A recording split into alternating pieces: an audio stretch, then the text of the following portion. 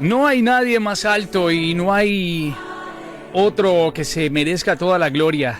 En esta mañana, en este jueves, así es, levantaremos nuestras manos y seguiremos adorando y exaltando a ese Dios que nos ha libertado de tanta maldad, que nos ha liberado del pecado y que hoy nos tiene aquí por su misericordia vivos una vez más en esta mañana. Feliz mañana para todos a esta hora. Un día mejor. Buenas nuevas. Buenas nuevas. Te habla Ali Guzmán a esa hora acompañándote junto al pastor Samuel García y dándoles a ustedes los buenos días a este jueves. Que Dios en su misericordia nos ha permitido despertar nuevamente con vida, pastor. ¿Cómo amanecemos? Bien, bien. Buenos días, Ali. Buenos días a los que nos están escuchando. Ya cerrando la semana. Ajá. Un poquito de calor. Yo creo que últimos días de calorcito. Últimos. Sí, ya. La semana que viene va a estar frío. Ya mire el termostato, ya el termómetro ya marca mucho más bajo. Sí, ya va a estar frío y bueno, por lo Dios ha sido bueno, ¿no? Y nos concede poder ver el clima, ver un día más de vida, como siempre decimos en la mañana, cada mañana es un regalo del Señor. No todo el mundo pudo ver el día de hoy. Así es. Y por su misericordia, según Lamentaciones 3:23, que son nuevas cada mañana, hoy podemos estar acá dándote los buenos días y deseándote que sea un día lleno de la bendición del Señor para ti, que todo lo que hagas, primeramente glorifica al Señor. Ajá. Y en segundo lugar, Dios prospere tu vida, tu trabajo, tus planes para el día de hoy, siempre y cuando, por supuesto, vayan acorde a su palabra y a su voluntad.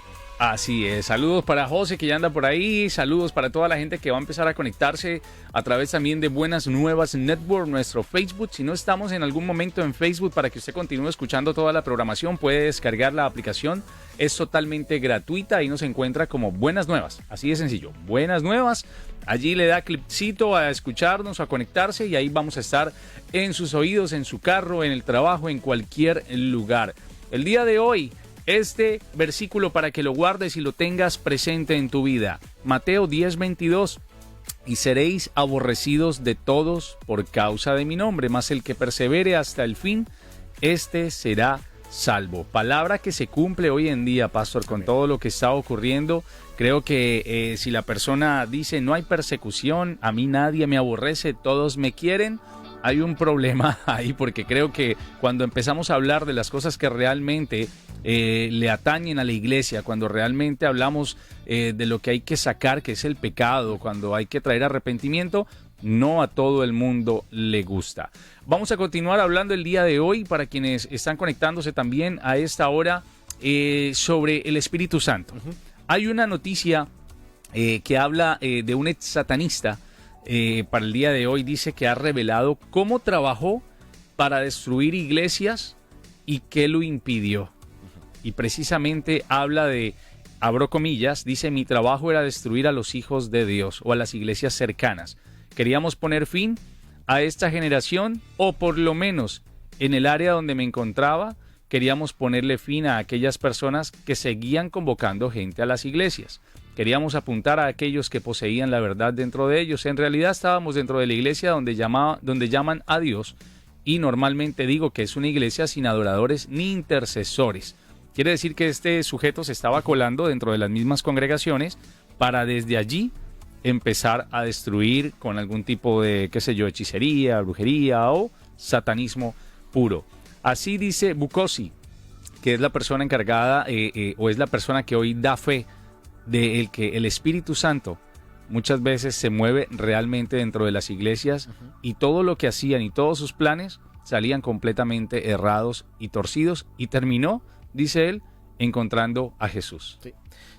Y la razón tiene que ver, por supuesto, con lo que hemos estado hablando todos estos días del papel del Espíritu Santo en la iglesia, y también para con los que no son de la iglesia, en el sentido de traerlos a Cristo, aquellas personas que van a venir a Cristo, y mantener la iglesia alejada del mal, de estas personas que, como en el caso de esta persona de la noticia, se encargaban de traer mal a la iglesia. Perdóname un momento, por si alguien pregunta cómo es la noticia o cómo la ubica, para que se den cuenta de lo que les estoy hablando.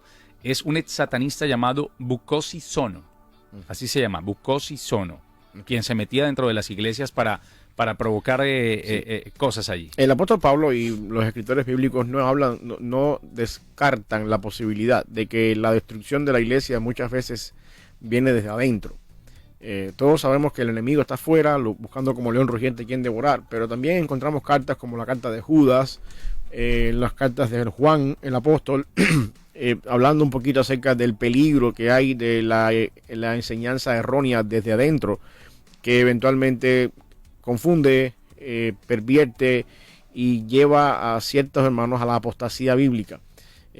Son estas personas que son lobos rapaces vestidos de ovejas. Muchas veces le decimos también a ese tipo de personas así, que eventualmente tienen una agenda completamente diferente a la nuestra, pero que se hacen pasar por nuestros hermanos. En la Biblia se habla de estas personas como que nunca fueron de nosotros. Salieron de nosotros, pero nunca fueron de nosotros. Y por supuesto, una de las funciones del Espíritu Santo es preservar la grey, guardar el rebaño del Señor, mantenerlo puro hasta que, por supuesto, estemos con él en la presencia del Señor. Eso es una de las tareas fundamentales que tiene la obra del Espíritu Santo.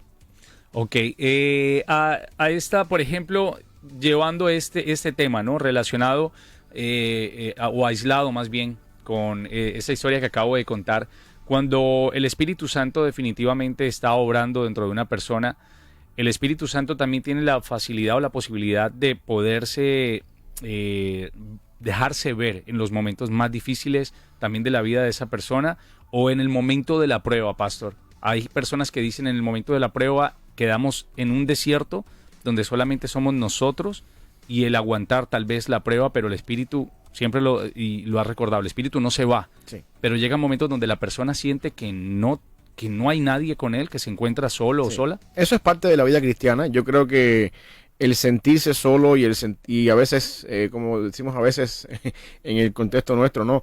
Que nuestras oraciones no llegan al techo, o no pasan del techo, o que no podemos ver la presencia de Dios en nuestra vida. Eso no quiere decir que la realidad no sea esa, ¿no? Eso no quiere decir que Dios se alejó de nosotros. El mismo Salmo 13, por ejemplo, David, ahí en estado de desesperación, dice: ¿hasta cuándo, Señor, tú me olvidarás para siempre? ¿Hasta cuándo?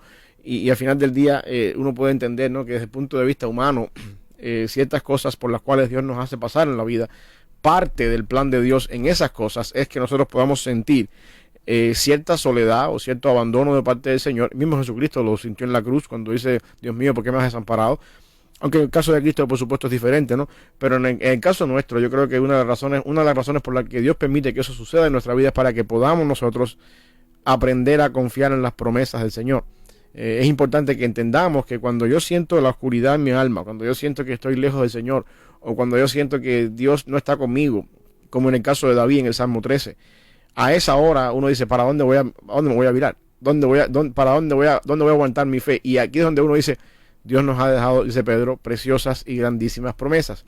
De cierta forma, yo creo que muchas veces los desiertos espirituales en la vida, o los valles de sombra de muerte donde uno no puede sentir la presencia de Dios tan fácil, son de cierta forma etapas y situaciones que Dios nos hace atravesar en la vida para que en medio de nuestra aparente soledad podamos correr a las promesas de la palabra del Señor, que son al final del día nuestra ancla, para mantener nuestro barco en medio de la tormenta seguro, para poder llegar a tierra seguro, confiando en las promesas de Dios como esa guía que le da rumbo y dirección y propósito a mi vida. Y esto es una realidad, Ali, que no solamente es nuestra hoy en día. La teología puritana de Inglaterra por los años 1600, ya un poquito más para acá, 1700, lo demuestra muy bien. Yo otras veces lo he dicho acá, yo creo que uno de los libros que más ha inspirado mi vida, después de la Biblia, por supuesto, es El progreso del peregrino, de John Bunyan. Y Bunyan muestra la historia muchas veces como que Cristiano, que es el personaje de la historia, en momentos difíciles de su vida, donde pasaban estas cosas, como en el Valle de Sombra de Muerte, como en la batalla con Napoleón, como en el Castillo de la Duda, en el Gigante de la Desesperación, y en otras etapas más de la vida. Si usted se ha leído el libro, sabe de qué estoy hablando. Se da cuenta que lo que mantiene a Cristiano firme en la fe son las promesas del Señor, las promesas en su palabra, que el Espíritu Santo nos recuerda en ese momento difícil de la vida, donde no podemos ver o se nos hace difícil ver, o yo diría más bien donde Dios a propósito se hace menos visible de nosotros para que recurramos a esas promesas. Y eso es parte de la obra del Espíritu Santo, de alguna manera ir formando en nosotros una imagen de Cristo y ir haciéndonos cada vez más como la persona de Jesucristo, mientras avanzamos en nuestro peregrinaje, que es lo que hablábamos ayer, la santificación, esa obra del Espíritu continua en mi vida, desde el día que yo vine a creer en Cristo hasta el día que me encuentro en su presencia con Él. ¿Puede una persona que esté de pronto en estos momentos sintiéndose sola o sintiendo que como un desánimo, ¿no? De parte de ir a la iglesia o de hacer algunas otras cosas, ¿puede esa persona rogar al Espíritu para que nuevamente avive esa llama? ¿Es real que el Espíritu Santo pueda personalmente encargarse de que esa persona nuevamente vuelva a aprender, por decir, ese amor, esa pasión, esa llama por servir, por volver a la iglesia? ¿O cuál es el requisito? ¿Cuáles son los pasos a seguir para que esa persona nuevamente quite esa apatía? Hay gente que se ha llenado de apatía en esta última temporada y después de lo que ocurrió con lo de la pandemia y todo eso. Mucha gente dejó de asistir. Claro. Y dicen, el Espíritu Santo me abandonó o me dejó, ya no siento esa llama. Bueno, yo primero que todo quiero partir del punto de vista de estar seguro, ¿no? En esta persona, estar seguro de mi salvación. Yo creo que eso es crucial. ¿Por qué yo digo esto? Porque si tú no eres salvo, por supuesto, esta obra del Espíritu constante no es una realidad en tu vida. La relación contigo, la situación entre tú y Dios es muy diferente. ¿Ok? La otra cosa importante, solamente yo creo, ¿no? que esa paz y esa seguridad que el Espíritu da, solo es posible para aquellas personas que tienen el Espíritu. Y el tener el Espíritu es, por supuesto, el sello de mi salvación. La pregunta es, quien está pasando por esta situación y está a punto de rogar al Espíritu Santo que le avive o le quite la apatía, como tú decías, ¿es una persona cristiana o no? Y entonces de ahí se desprende la pregunta, bueno, ¿y cómo yo sé que yo soy cristiano? Buena pregunta. Esa respuesta está ubicada en la forma en la que tú batallas con tu pecado. Yo creo básicamente que cuando la Biblia dice que el Espíritu Santo le da testimonio a mi espíritu de que soy un hijo de Dios, eso quiere decir que el Espíritu Santo me hace a mí entender cuando hago cosas mal hechas que necesito arrepentirme de mis pecados y correr a Dios en arrepentimiento. Esa batalla con el pecado, cuando yo hago cosas que no agradan al Señor y ese deseo de hacer el bien delante del Señor, ese remordimiento de mi conciencia, eso es el testimonio del Espíritu Santo a mi espíritu de saber que yo soy un hijo de Dios. Y una de las cosas que yo entiendo, ¿no? La apatía o el estar desconectado de la iglesia siendo cristiano, de alguna forma eso es pecado. Eso es pecado. Porque si Dios nos ha llamado a una comunidad y nos hace parte de una comunidad y dice que aquí es donde tenemos que permanecer, apartarme de la comunidad y pensar que todo está bien viviendo fuera de la comunidad, es pecado. Y eventualmente el Espíritu Santo tiene que hacerte entender, hey, tú te estás alejando de redil, estás fuera, te estás yendo fuera y tienes que traer esa conciencia delante de ti. Así que primeramente yo me preguntaría si soy cristiano o no. Vamos a poner el caso de que sí soy cristiano. Porque si no soy cristiano, entonces necesito ver de dónde viene esta apatía o este deseo, o este poco deseo. Esto es otra cosa que no tiene nada que ver con la parte espiritual. Puede ser que Dios me esté llamando a la salvación, usando medios en mi vida para eso. Pero tú en este caso, primero que todo, tienes que venir a Jesucristo, recibir el perdón de los pecados y ser parte de una comunidad. Esa es la razón uno si no eres cristiano. Pero si tú eres cristiano y tú estás sintiendo esta cierta apatía que yo creo que no es pecado, vamos a partir desde ese punto de vista, yo creo que no es pecado, de alguna forma u otra sentir que el Señor me abandonó, o sentir esa frialdad a veces que uno dice, yo no siento, que no sé qué pasa acá, no es pecado, como no lo fue en el caso de David, como no lo fue en el caso de Job hasta cierto punto. El pecado está en cuando uno empieza a cuestionar a Dios y empieza a atribuirle a Dios y a enojarse contra Dios y a actuar mucho más allá de lo que es humano en la vida de uno.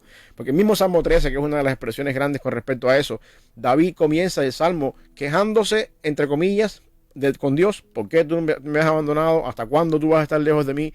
Y hasta cierto punto uno puede derramar su alma delante del Señor, botando todos estos sentimientos delante del Señor, pero terminar como David terminó el Salmo, alabando al Señor, en medio de todas estas cosas. Señor, yo te alabo, te doy gracias porque yo sé que tú estás conmigo. O sea que yo no veo un pecado acá en el sentido de que David comienza derramando su frustración delante del Señor. Yo creo que eso es parte de lo que dice la Biblia más adelante, traer toda vuestra ansiedad delante de Él, echar vuestras cargas delante de Él, eso es parte de eso, pero no quedarme ahí.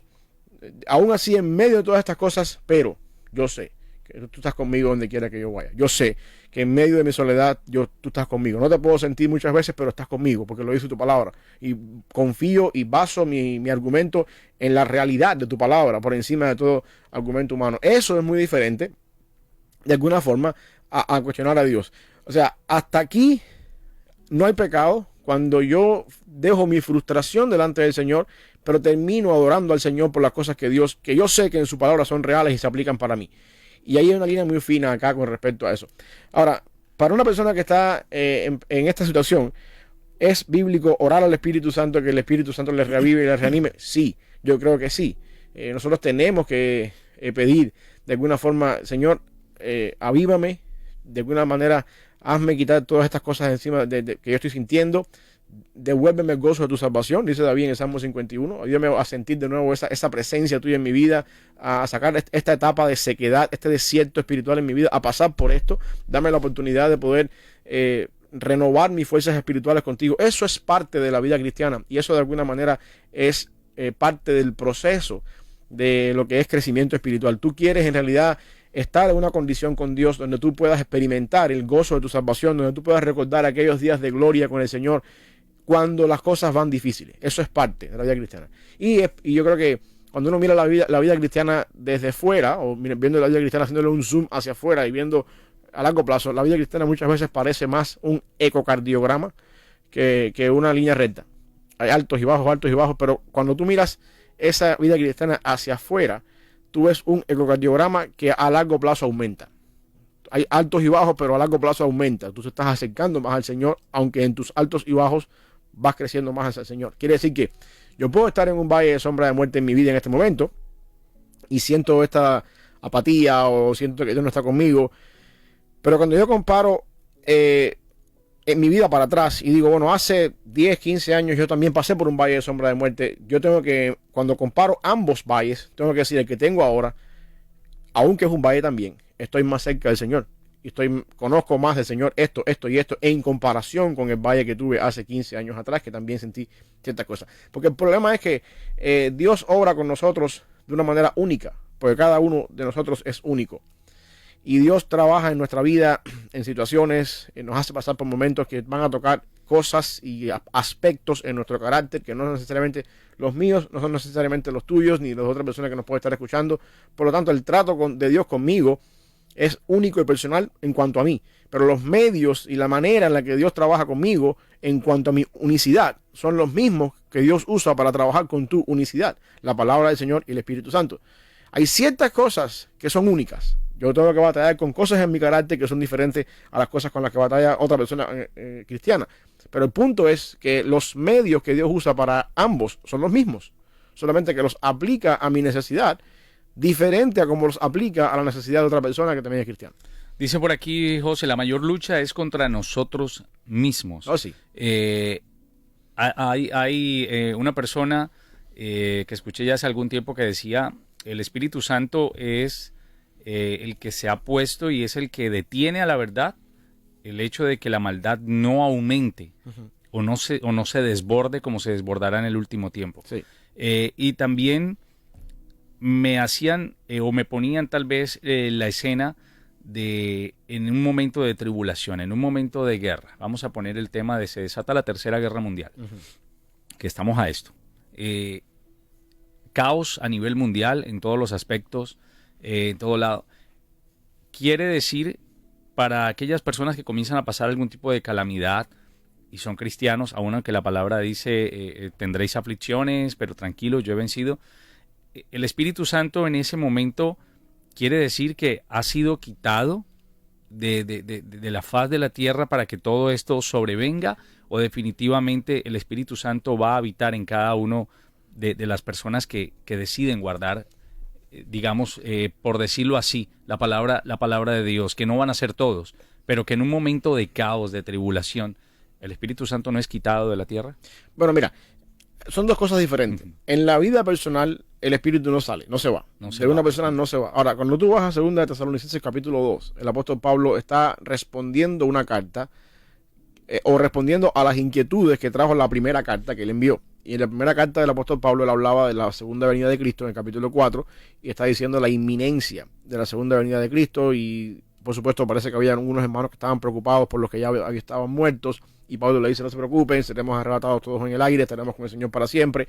Y esa primera carta trajo cierta mala interpretación en la iglesia al punto que muchas personas llegaron a decir, bueno, vendamos las casas, no trabajemos más, ya esperemos la venida del Señor tranquilos aquí, dejemos los negocios, dejemos el trabajo y quedémonos en casa esperando que porque Cristo viene pronto. Y en el capítulo 2, el apóstol Pablo de la segunda carta, corrigiendo un poquito la mala interpretación de estas personas que reciben su primera carta, Pablo dice, con respecto a la venida de nuestro Señor Jesucristo y nuestra reunión con Él, os rogamos, hermanos, que no os dejéis mover fácilmente de vuestro modo de pensar, ni os conturbéis ni por espíritu, ni por palabra, ni por carta como si fuera nuestra, en el sentido de que el día del Señor está cerca.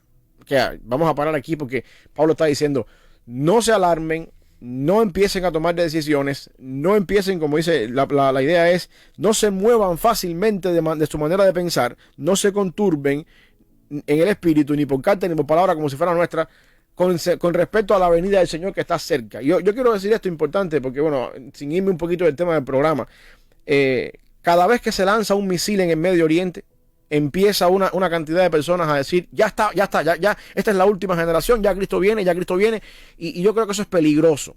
Eso es peligroso. Y Pablo sigue hablando acá en esta carta y dice, con respecto a esto no se dejen de mover en el sentido de que el día del Señor está cerca. Todos sabemos que el día del Señor está cerca. Todos sabemos, según Hebreos, que vivimos en los últimos tiempos. El problema está en malinterpretar estas cosas y decir, ¿por qué está pasando esto? Y por supuesto, Israel y el Medio Oriente es la cuna para esto, porque Israel es el pueblo de Dios y porque ahí se desprende una cantidad de textos bíblicos que muchas veces se malinterpretan y ya le quieren dar a la venida del Señor el último momento. Pablo sigue diciendo, nadie os engañe en ninguna manera, porque no vendrá, o sea, el día del Señor, sin que antes venga la apostasía y se manifieste el hombre de pecado, el hijo de perdición, el cual se opone y se levanta contra todo lo que se llama Dios y es objeto de culto. Y el apóstol Pablo aquí hace mención a Daniel, donde está hablando, por supuesto, de alguna manera u otra, prediciendo lo que iba a pasar en el periodo de los testamentos con Antíoco Epifanes. Pero bueno, no tenemos tiempo para entrar en esa historia. Dice, tanto que se sienta en el templo de Dios como Dios, haciéndose pasar por Dios. Esto, por supuesto, es una alusión a lo que pasó en Daniel con respecto a Antíoco Epifanes.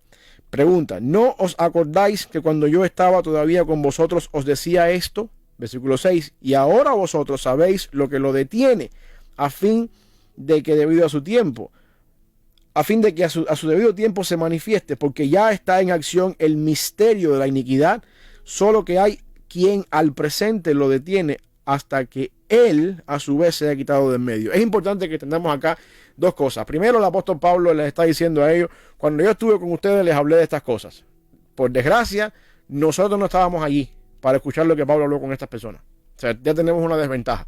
Pablo está diciendo en este versículo que en el versículo 7 ya está en acción el misterio de la iniquidad, solo que hay quien al principio lo detiene hasta que él se haya quitado de en medio. Hay una persona, y aquí se está hablando de un término personal. Dice, hay dos términos acá que me hacen entender que lo que detiene a este misterio de la iniquidad en su manifestación completa es una persona y no necesariamente una barrera arquitectónica o nada material, sino una persona, alguien personal, por dos razones. Primero, versículo 7, ya está en acción el misterio de la iniquidad, solo que hay quien. Ese quien apunta a una persona, no a algo. No hay algo que lo detiene, es alguien. Hay alguien o hay quien al presente lo detiene hasta que él, tercera persona del singular, pronombre personal, hasta que él se haya quitado de en medio. Quiere decir que alguien, una persona, detiene el misterio de la iniquidad. Y después, cuando se haya quitado de en medio, se va a manifestar aquel inicuo a quien el Señor matará con el espíritu de su boca. La idea es, ¿quién es esta persona? No sabemos quién es, pero lo más posible, y mi interpretación a qué va, es que esta persona es el Espíritu Santo. Es la obra del Espíritu Santo convenciendo al mundo de pecado, justicia y juicio durante el tiempo de lo que se conoce en la escatología como el período de la gracia, donde nosotros estamos viviendo en este momento. Y cuando en algún momento determinado el Espíritu Santo, yo creo que va a ser quitado de en medio, no de los creyentes individualmente hablando, sino de su función en este mundo, de convencer de pecado, justicia y juicio, y entonces el mal se va a desencadenar de una manera mucho, mucho más grande. Eso es lo que yo quiero es lo que yo creo, ¿no? Que Pablo está hablando acá. Por lo tanto, desde ese punto de vista, mi perspectiva es que el Espíritu Santo tiene una función en la humanidad, en el mundo hoy en día, no solamente desde el punto de vista individual con las personas cristianas, como tú y yo, que somos sellados por el Espíritu Santo, sino una función de prevenir un poquito, siendo función de una barrera, digamos de alguna forma, previniendo que el mal se desencadene a unos niveles como nunca antes. Y esa prevención es la obra del Espíritu Santo de convencer de pecado, justicia y juicio a través de la predicación de la palabra a la humanidad. Cuando eso pase, entonces, porque la otra cosa importante es la siguiente: el evangelio, el mensaje del evangelio es efectivo por la obra del Espíritu Santo. Yo quiero que entendamos esto. El mensaje del evangelio es que Jesucristo vino, nació, el Hijo de Dios se hizo hombre, habitó entre nosotros, vivió una vida sin pecado, fue a la cruz a pagar el precio por nuestros pecados, murió en la cruz como el cordero inmolado en el Antiguo Testamento, pagando el precio. Nuestro pecado fue transferido a la persona de Jesucristo. Al tercer día se levantó de la muerte, demostrando que su muerte es un sacrificio vivo y verdadero. Había méritos para poder pagar por la humanidad, y ahora está en los cielos preparando un lugar a los redimidos. Y mientras estamos en este proceso, Dios envía el Espíritu Santo a los creyentes para confortarnos, ayudarnos a crecer y prepararnos para ese encuentro con el Señor. Esa es básicamente el evangelio. Ese mensaje se hace poderoso en la persona que no cree por la obra del Espíritu Santo. Si alguien está viendo este fragmento, corten ese fragmento y envíenselo al Papa Francisco, que no supo contestar por qué Dios, siendo Padre, envió a su Hijo a morir en la cruz. Eso fue de las últimas descabelladas, de las últimas pifias que tuvo por allí cuando le hicieron una entrevista y decía: no sé por qué un padre tan amoroso envió a su hijo, no sé ni por qué Jesús murió en la cruz. Por favor, envíenle este fragmento al Papa Francisco de parte de nosotros. Y, Pastor, cuando regresemos, nos preguntan por aquí, ¿no va a haber salvación en la gran tribulación? Vamos a responder eso en un momentito. Estás escuchando a esta hora Buenas Nuevas en el Hogar de la Fe y la Esperanza. Es jueves, es fin de semana y hay música como esta llena también de fe. Eso es muy cierto, su amor nunca cambia, su amor nunca dejará de ser, pero tampoco subestimemos el amor de Dios y pensemos que siempre va a estar allí para decirnos: ven, hijo mío, corre a mis brazos, que yo te sabré perdonar. Lo que hablábamos también el día de ayer, Dios, no podemos comparar el amor de Dios con el amor de un padre terrenal. No es un padre terrenal para estarnos alcahueteando de todo, y no es un padre terrenal para siempre sentarnos en nuestras piernas después de un buen correazo, después de un, ¿cómo se dice?, de una buena corrección, y decirnos: bueno, no lo vuelvas a hacer. No. Llega un punto donde tú tienes que lidiar de una vez y para siempre con tu pecado, sacarlo de tu vida y no volver a caminar por allí por donde sabes que te resbalas, por donde sabes que te caes. Estamos hablando de una de las personas, por decirlo así, más especiales, pero que ayer hablábamos con alguien y decíamos: es Dios, es Jesús, es Espíritu Santo, son uno solo, pero es el Espíritu Santo quien nos redarguye y quien está prácticamente como ese paracleto, ¿no? Como lo dice la palabra, esa persona que quedó desde muchos años atrás para redarguirnos y para hacernos sentir que cuando las cosas las estamos haciendo de la manera equivocada, hay algo. No es ese angelito y ese diablito, no, es una persona que nos habla y nos dice: por aquí por donde vas caminando no estás bien. Nos dice José: Pastor, ¿no va a haber salvación en la gran tribulación? Bueno, eso es una pregunta que abre una caja de Pandora, en el sentido de cómo uno ve el aspecto, el cuadro escatológico.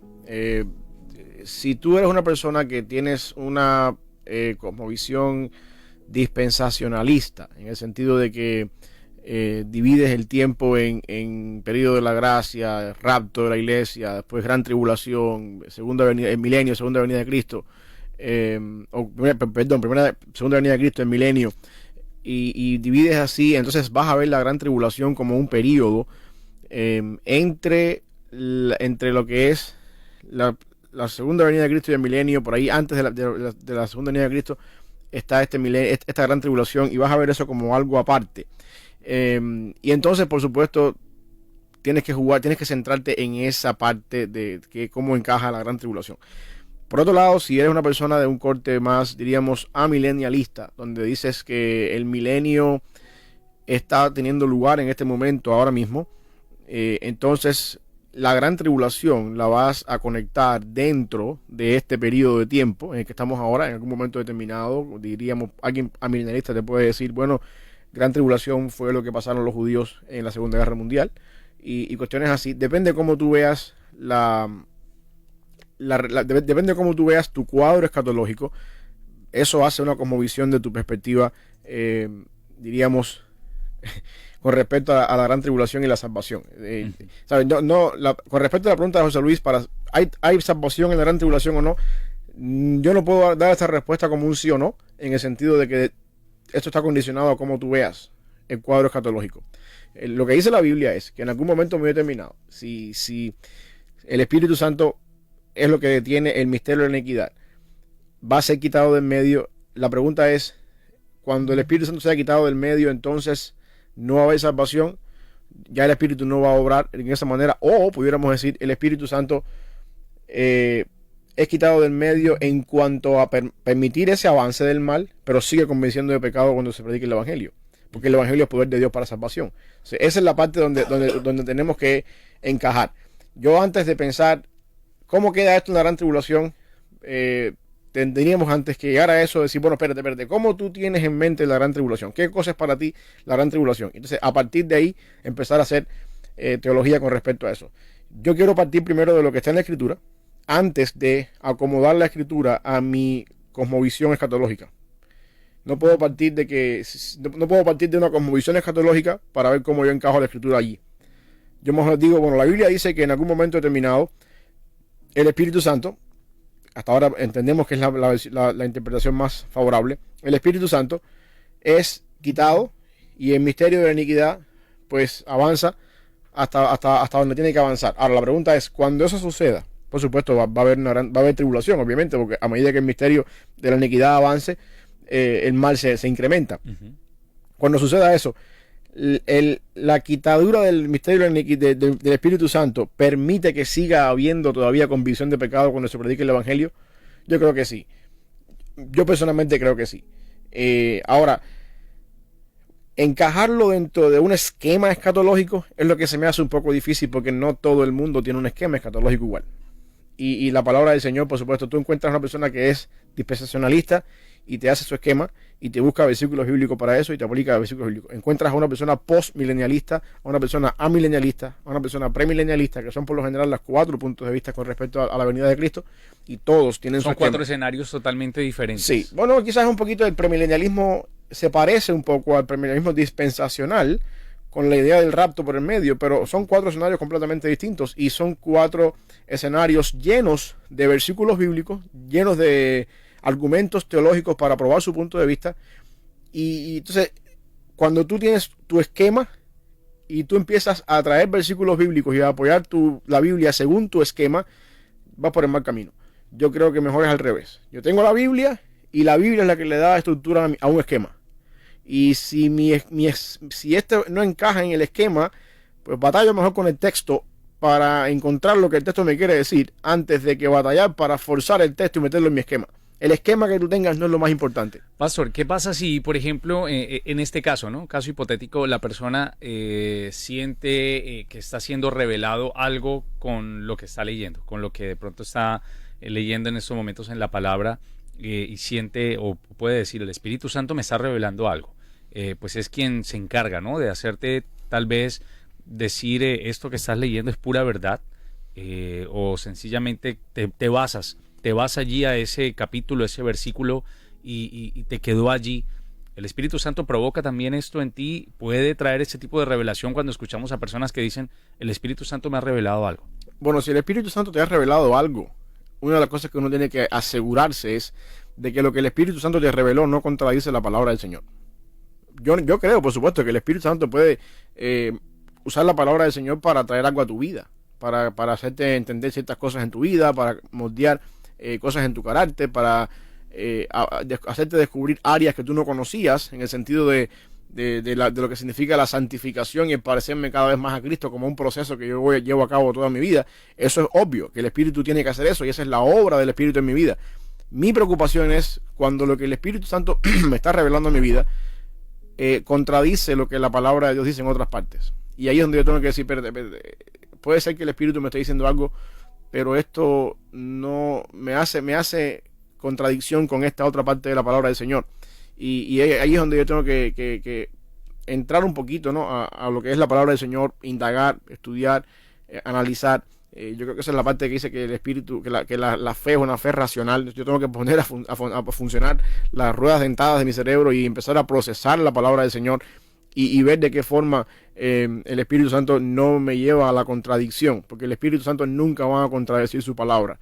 Y por la razón de que estamos lidiando con la palabra de un Dios tan grande y de un Dios tan majestuoso y eterno como Jesucristo, su palabra también tiene estas características y mi mente es finita. Yo necesito, por lo tanto, acoplar lo más que yo pueda, ¿no?, mi cosmovisión y mi perspectiva teológica a la palabra del Señor. Y eso es una responsabilidad de cada creyente, obviamente.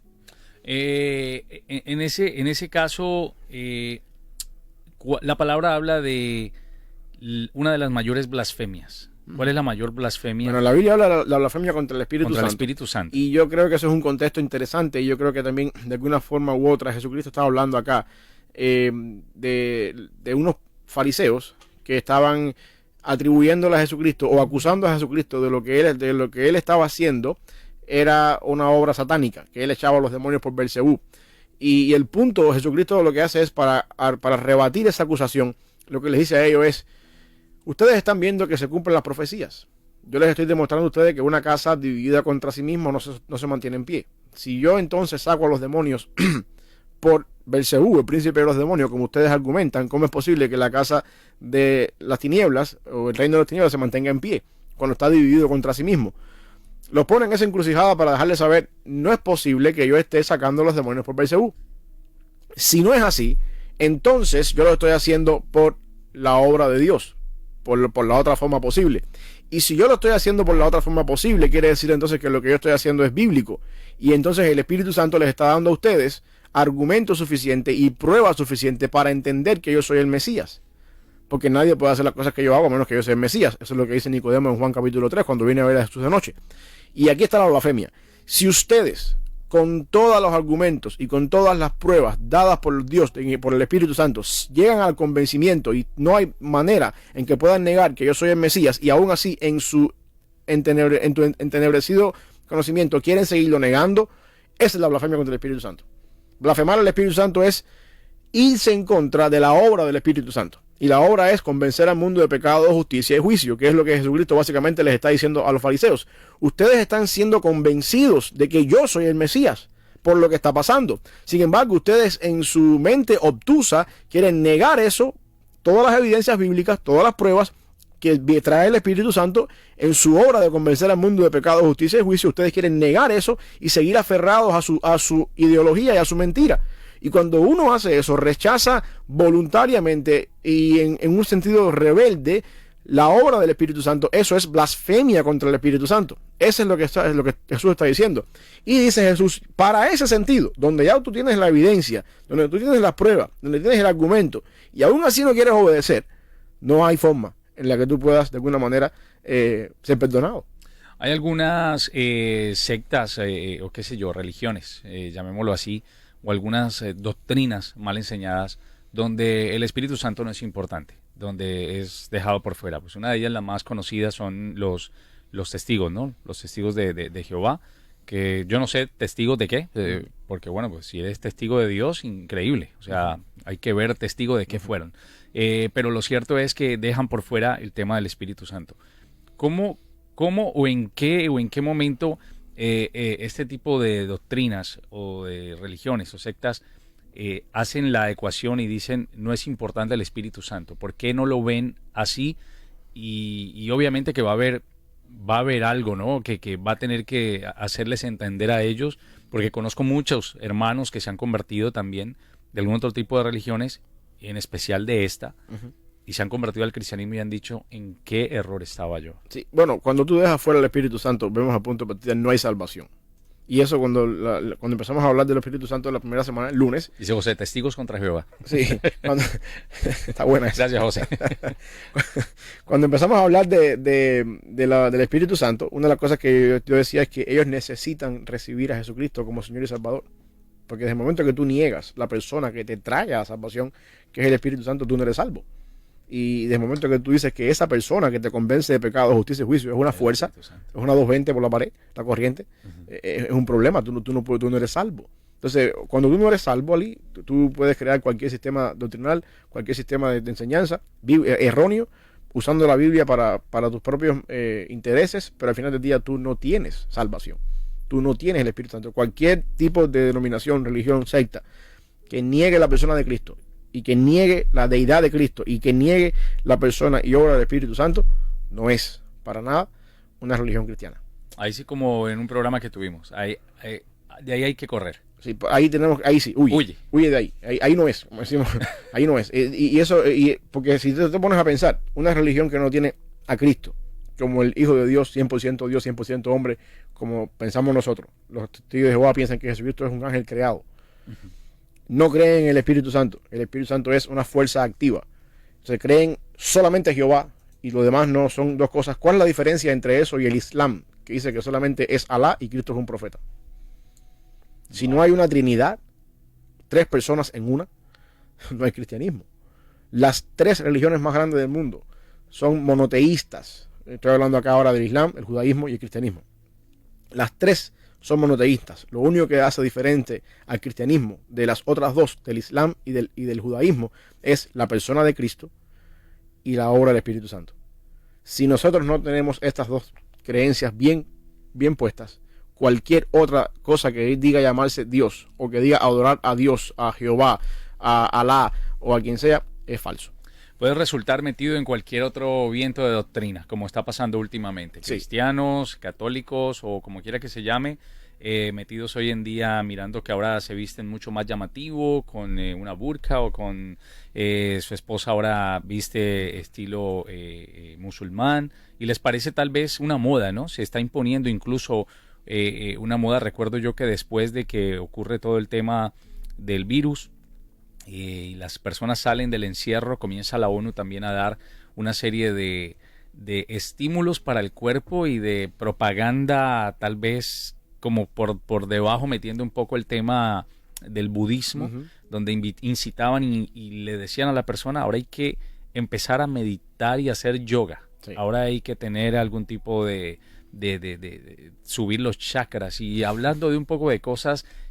Cuando menos te das cuenta estás metido en el hinduismo. Cuando menos te das cuenta estás como un palillo, aborreciendo la carne, aborreciendo cualquier cosa y comiendo como un conejo, comiendo toda clase de plantas. Es justo que hoy entendamos o podamos entender, Pastor, que el Espíritu Santo sí o sí es también parte de nuestra vida en lo que realizamos, en lo que hacemos, y es quien nos convence de nuestra fe, sí, como cristianos. Yo creo que sí. El Espíritu Santo es un agente de la Trinidad, una persona de la Trinidad que mora en nosotros, está con nosotros, y su función, una vez que estamos en Cristo, es llevarnos a la eternidad seguros, hacernos llegar a la eternidad seguros, preservar a los que han sido salvos. Esa es la obra del Espíritu Santo en los que son salvos. La obra del Espíritu Santo en los que no son salvos es traerlos de pecado, traerlos a Cristo, y una vez que los tienen en Cristo es preservarlos hasta que lleguemos a puerto seguro. Y por supuesto, en esa obra de preservarnos, el Espíritu está con nosotros, está en nosotros, nunca nos abandona, nos ayuda en cada prueba, en cada valle de sombra de muerte, aunque no a veces lo podemos ver. Y yo creo que muchas veces, como decíamos al principio del programa, el hecho de que el Espíritu está oculto a nuestros ojos en el valle de sombra de muerte es parte del plan para ayudarnos a aferrarnos más a la palabra del Señor. Y en ese sentido hace una obra holística en todos nosotros de llevarnos a la eternidad seguros, confiando en las promesas, haciéndonos lucir más como Jesucristo. Es la obra que tiene el Espíritu en este sentido en nuestra vida. Dice por aquí, ahora hay iglesias, nos dice José, hay iglesias evangélicas que solo creen que es uno, Cristo, que no hay 3. Sí, y eso siempre ha estado. Sí. Eso siempre ha estado. unitarios y cuestiones así. No tenemos tiempo para indagar un poquito en eso, pero todo eso eventualmente, por supuesto, apunta a una herejía, ¿no? Y a un sistema de creencia que no te va a llevar a ningún lugar que no sea el infierno. Así es. Pastor, vamos a terminar, vamos a orar. Y bueno, el día de mañana, que será el último día donde estaremos dando prácticamente conclusión a este tema, que de por cierto, mañana de pronto pudiéramos tocar un poco más todo este tema relacionado con muchas sectas y que la gente cree que está en un lugar correcto y que nunca en su vida se ha preguntado qué función cumple el Espíritu Santo dentro de todo el plan de salvación. Así es. Oramos. Señor, gracias por este día, Padre, por la oportunidad que nos das de poder, una vez más, compartir tu palabra por estos medios, de poder llevar, Señor, tu evangelio a través de la radio. Bendice a los que nos están escuchando. Permite, Padre, que estas palabras que hayan sido dichas hoy puedan ser usadas por el Espíritu Santo para traer convicción y también para traer fortalecimiento de la fe de los que te conocen, Señor. Si hemos fallado, Señor, en decir algo que está fuera de tu palabra o nos hemos equivocado, Señor, perdónanos y que el mismo Espíritu Santo nos convenza de que hemos estado deshonrando tu palabra al decir cosas que no son. Una bendición especial, como siempre, para el colectivo de esta emisora, Señor, para todas aquellas personas que detrás de micrófonos, detrás de cámaras o detrás de una pantalla hacen posible todas estas cosas, Padre Celestial. Que siempre podamos en este lugar compartir las buenas nuevas de Jesucristo para aquellas personas que nos están escuchando. En el nombre de Jesús. Amén.